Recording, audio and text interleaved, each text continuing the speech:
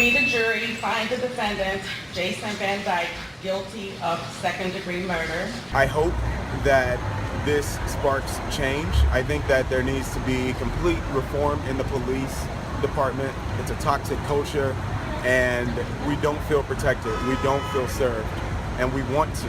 Those officers who lied, they're still on this. They still haven't been prosecuted. We need to hold them accountable. The city council that voted for these settlements, they're still in office. We need them removed. We need the mayor removed. We need a consent decree.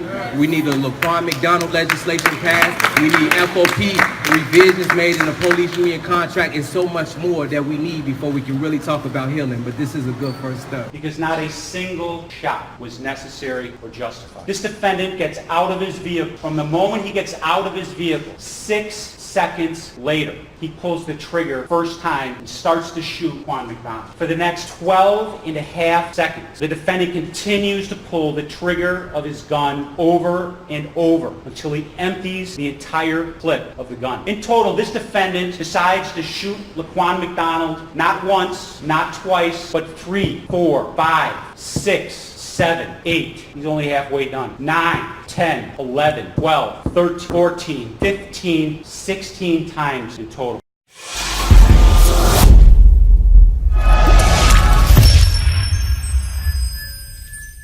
What's up, everybody? It's Mel. Make sure you hit that like button, that subscribe button, help me to continue to grow. And I just wanted to do a little update on this story. I've never covered it before, but Vesper was talking about it, and it's kind of the breaking news right now. The shooting of Laquan McDonald, it happened October 20th, 2014.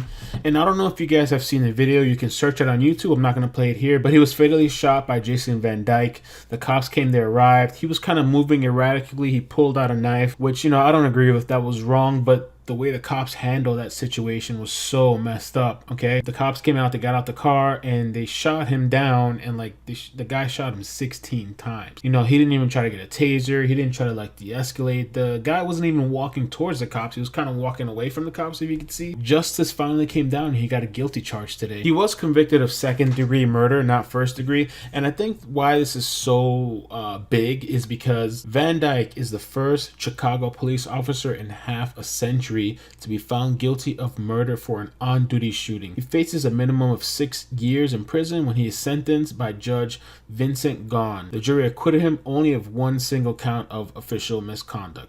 If you guys saw in the beginning clips, people were talking about cover-ups, and I haven't dug into the story that deep. I can only do one story at a time, but Sean King here said that. He says, 3 years ago, we learned that members of the Chicago Police Department and local city government conspired together to cover up the murder of Laquan McDonald. So it's just kind of interesting to see that. I think the people in Chicago are super happy about this. They're celebrating, and I think this is maybe like a small step, and this might set an example for other cops that are thinking about or doing these kind of things. Sean King here also says the judge revoked all chance at bond.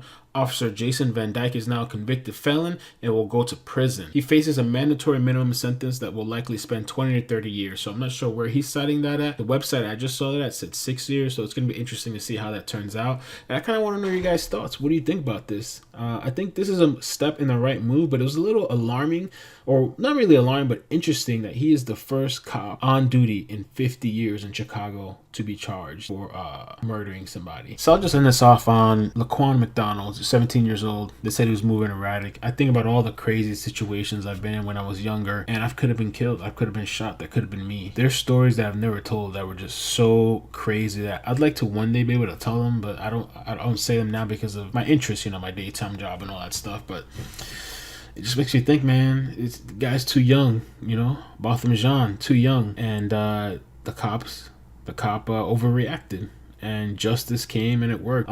So I just want to say thank you guys for being subscribed to the channel. I really appreciate it, man. When you subscribe, it really helps me, reach my dreams and goals and do something that people didn't think I could do, that people doubted me, and that people didn't support me. I'm not saying everybody, but there was just people that wouldn't support me along the way. So I really appreciate you guys doing that. And another thing too, I really appreciate your feedback. I had somebody comment the other day, and I had a friend call me today and tell me the same thing. That outro that you see, like I do, I see potential subscribers, and then like I do that whole thing where I'm dancing. For certain videos that are serious like this, I shouldn't have that dancing thing, and I didn't realize it, and some friends pointed that out to me, and I was like, okay, I'm gonna work on a new outro. So a new outro is coming up for the more serious topics.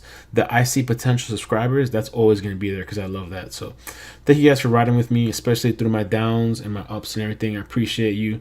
Have a great day. Be safe. And yeah, take care. It is a pretty good feeling on doing something that people told you couldn't do. Defying the odds. I see potential subscribers.